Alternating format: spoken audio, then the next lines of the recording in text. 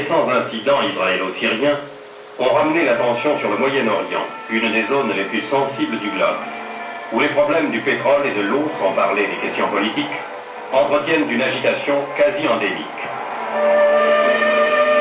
À bord du ville de Dunkerque, cargo mixte de 11 000 tonnes appartenant à la nouvelle compagnie à Brest péninsulaire de navigation, nous avons fait le tour de la mer intérieure qui conditionne toute l'existence de la mosaïque d'États, immense ou minuscule, qui compose le Moyen-Orient.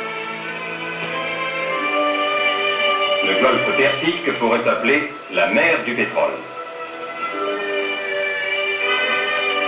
Première escale après le détroit d'Ormuz, l'émirat de Dubaï, dont l'Angleterre garantit l'indépendance contre l'exclusivité de l'exploitation du pétrole. Mais dans ce désert, la vraie richesse provient du puits familial soigneusement cadenassé ou de la station-service. C'est l'eau.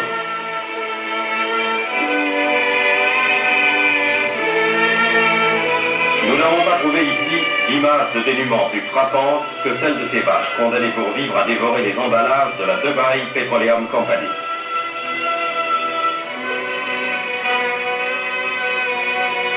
Parmi les Émirats qui jalonnent la côte occidentale du Golfe, Bahreïn occupe une situation privilégiée.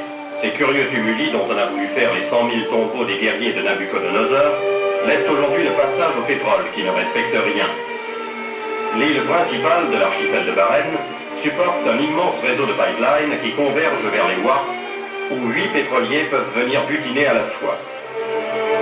Tous les pavillons de la Terre sont ici représentés, et la queue permanente des pétroliers attendant leur tour au large dit assez la valeur de cette source d'énergie. Comme tous les pays du Moyen-Orient, Bahreïn est une mine de contraste. Au camp de nomades pakistanais succède la moderne Awali, cité des employés de l'or noir.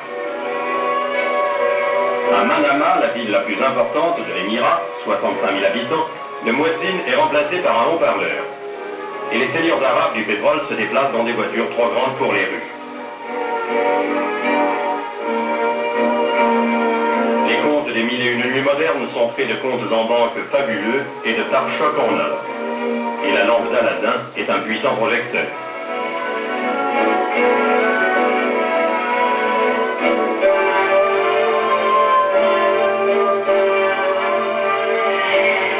Le pactole pétrolier ne coule pas pour tout le monde, mais il entretient partout une incessante lutte d'influence.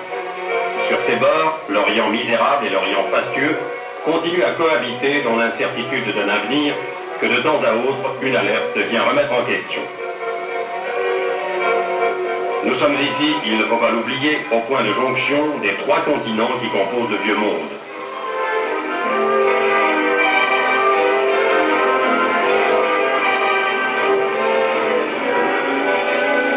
L'escale extrême du ville de Dunkerque, c'est, au fond du Golfe, Abadan. Le pavillon iranien va relayer au sommet du mât l'emblème irakien. Cérémonie courtoise, sans plus. Le pétrole n'a jamais été un trait d'union entre ces États. C'est une source inépuisable de jalousie et de convoitise. Et l'orgueilleuse raffinerie d'Abadan apparaît au bout du voyage comme une de ces cités mirages qui hantaient les rêves des conquérants.